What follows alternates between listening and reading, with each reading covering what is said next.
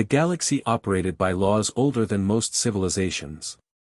These rules were etched into history through plasma burns, shattered fleets, and the ruins of countless star systems. Conflict followed protocol. Wars were declared formally.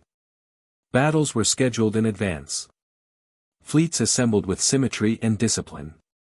Faster-than-light travel existed only for movement, never combat. Every species agreed on that point. Firing weapons while in FTL was considered madness.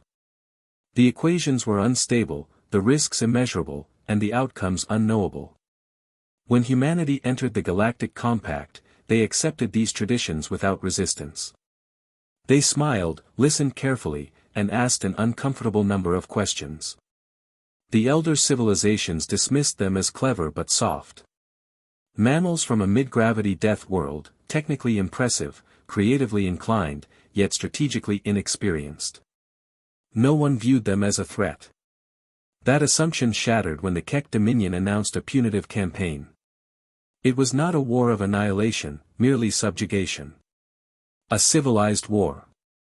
The Kashyyyk fleet arrived in the Sol system expecting surrender rights.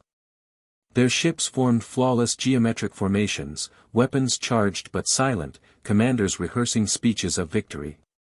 What they found instead was confusion. Human vessels did not assemble in formation. They did not advance or retreat. They accelerated unpredictably, vanishing into FTL without established escape vectors. Dominion admirals laughed, interpreting the movement as panic. Humanity, they believed, was fleeing. They were wrong.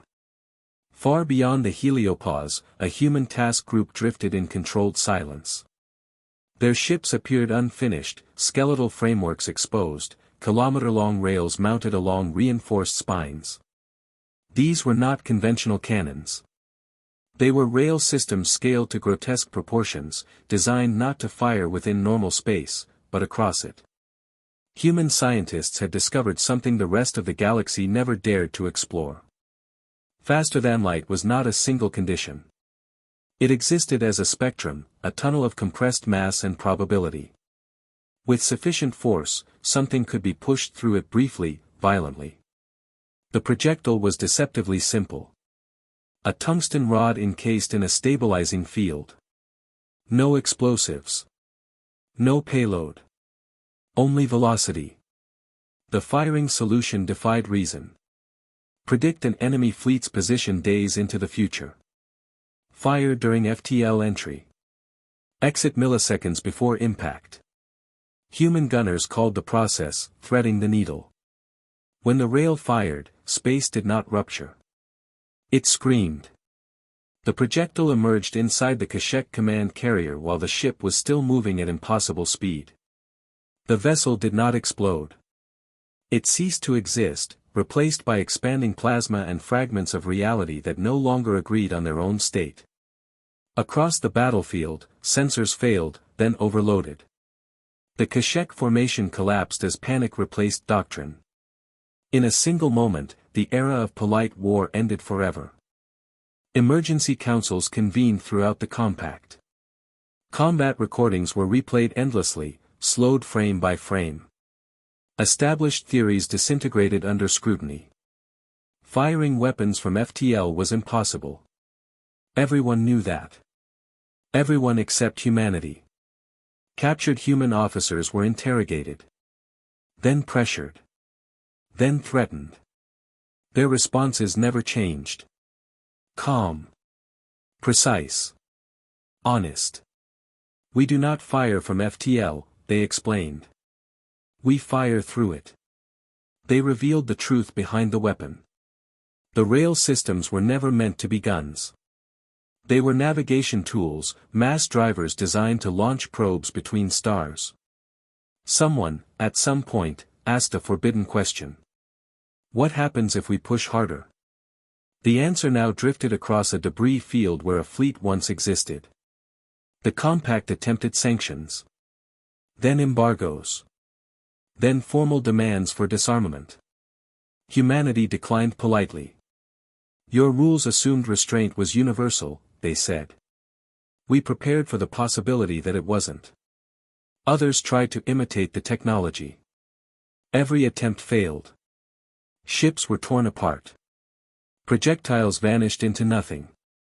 Only humans possessed the industrial tolerance for catastrophic failure, the computational capacity to predict causality across light years, and the psychological acceptance that a test might erase itself violently. Fear shifted. It was no longer the weapon that terrified the galaxy, but the mindset that created it.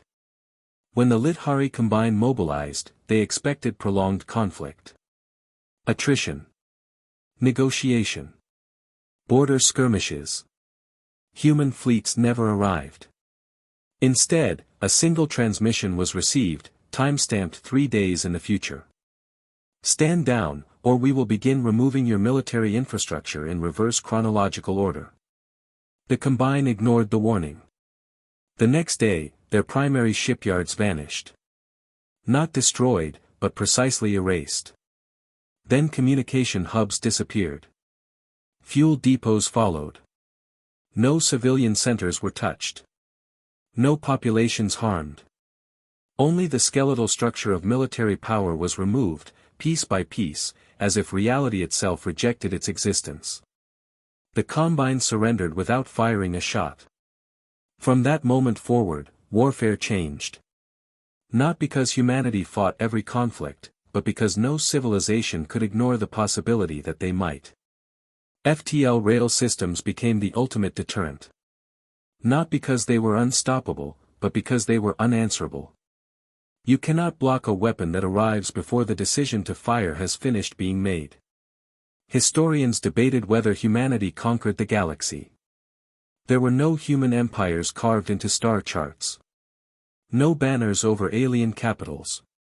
No forced languages or beliefs. Instead, there was silence. The silence that comes when every species understands exactly where the line is drawn. Human rail platforms drifted in deep space, unmanned and dormant until required. They were monuments, not to domination, but to restraint.